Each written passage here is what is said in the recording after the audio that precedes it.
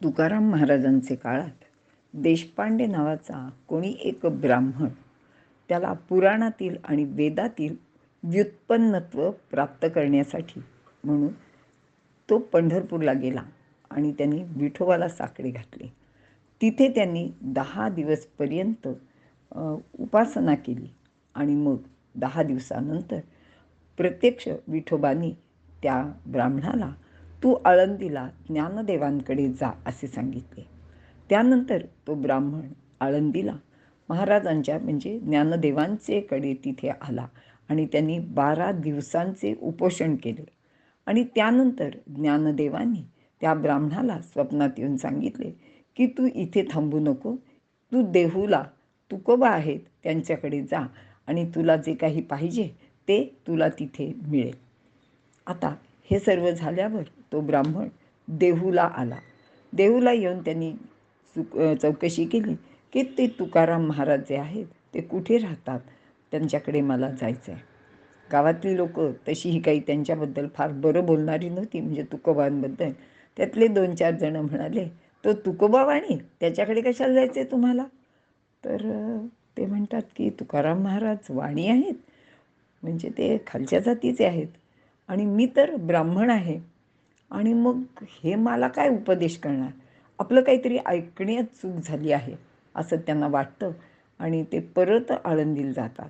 तिथे 3 दिवसाचं उपोषण करतात आणि ज्ञानदेव त्यांना परत तशीच आज्ञा करतात की तू इथे थांबू नको, तू तुकाराम महाराजांच्याच कडे जा. आता त्याचा नाईलाज होतो आणि मग ते देहूला येतात, तुकोबांच्या घरी जातात आणि त्यांना दुरूनच नमस्कार करून सर्व आपली हकीकत आहे ती सांगतात. आणि ते म्हणतात की तुम्ही माझ्यावर आता कृपा करा आणि मला हे सगळं व्युत्पन्नत्व हवं आहे ते तुम्ही मला सांगा. तुकाराम महाराज हसतात आणि ते म्हणतात की अहो तुम्ही काय सांगताय? हे ज्ञानदेव, ते योग्यांचे योगी, ते ज्ञानाचा राजा असलेला, त्यांनी तुम्हाला माझ्याकडे ज्ञान घेण्यासाठी पाठवलं आहे. अहो माझा तर विश्वासच बसत नाही आहे.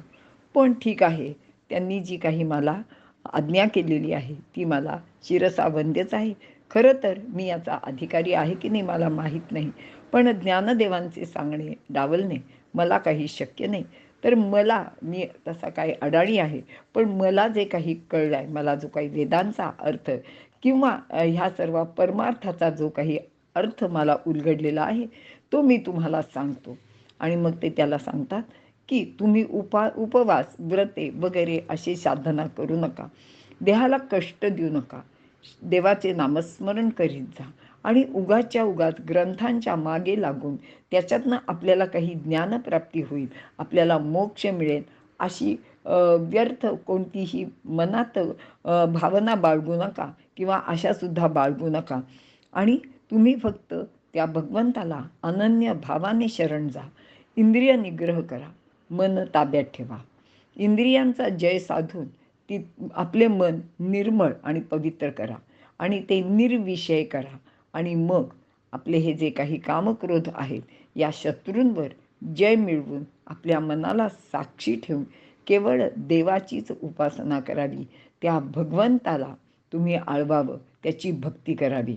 आणि तुम्हाला खरं तर एक सांगू का, की जो भगवंत किंवा ज्याला आपण देव म्हणतो त्याच्याजवळ काही मोक्षाचे असे काही गाठोडं नाही आहे की त्यातला आपला एक मोक्ष काढून तुम्हाला दिला आणि तुम्ही या सगळ्यातनं मुक्त झालात. तर असं काही नाही आहे. तर त्यासाठी खूप प्रयत्न करावा लागतो आणि असा प्रयत्न केला तरच मोक्ष मिळतो. असं हे वेदांचं सारच किंवा तत्त्वज्ञानाचं सारच तुकाराम महाराजांनी त्या ब्राह्मणाच्या हातात काढून दिलं किंवा त्याला उपदेश केला. आणि मग त्या ब्राह्मणाला सुद्धा आपली चूक कळाली आणि खरोखर त्या ग्रंथांच्या मागे न लागता त्यांनी तुकाराम महाराजांच्या उपदेशाप्रमाणे आपले वागणे सुरू केले. आता इथे जे ह्यावरच्या श्लोकात सांगितलं आहे की कोणी विद्वान ब्राह्मण आहे, अमुक आहे, त्यालाच मोक्ष मिळेल, तर असं काही नाही. आणि हे सगळं लोकांना कळण्यासाठीच आणि तुकाराम महाराजांचं मोठेपण कळण्यासाठीच ज्ञानदेवांनी या ब्राह्मणाला त्या म्हणजे त्या काळात जे म्हणायचे की ह्या तुकोबा वाण्याकडे ज्ञानप्राप्तीसाठी पाठवलं. कारण ज्ञान ही काही एका कुठल्या व्यक्तीची किंवा एका वर्णाची मक्तेदारी नाही.